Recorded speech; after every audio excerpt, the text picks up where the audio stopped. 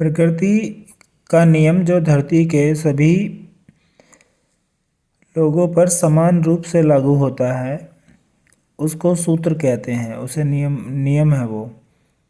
जैसे सूत्र नंबर 1, हर मानव जितने सुख के साथ जी रहा होता है उससे अधिक सुख की कामना के साथ होता है।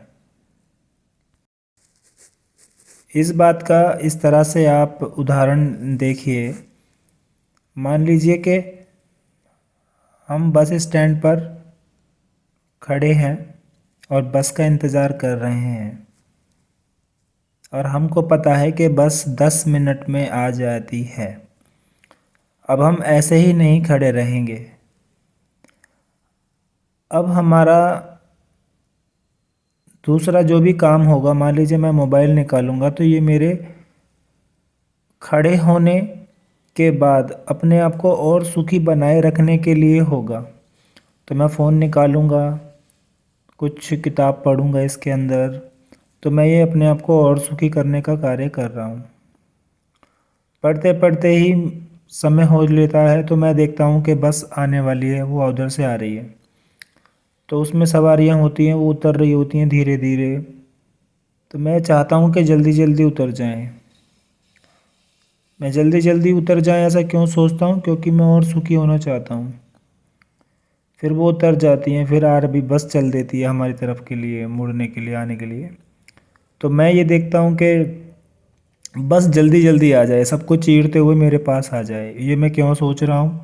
क्योंकि मैं और सुखी होना चाहता हूँ।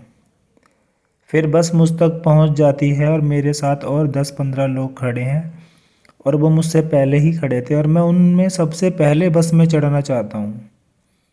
अब मैं ऐसा क्यों सोचता हूँ? क्योंकि मैं और सुखी होना चाहता हूँ।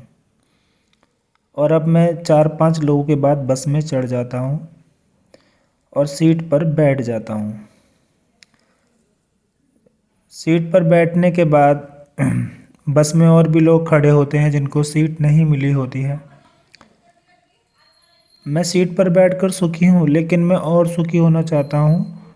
तो मैं चाहता हूँ कि जो मेरे बगल में लोग खड़े हैं मेरे से थोड़ा दूर खड़े हो जाएं। यहाँ पर भी मैं और सुखी होना चाह रहा हूँ।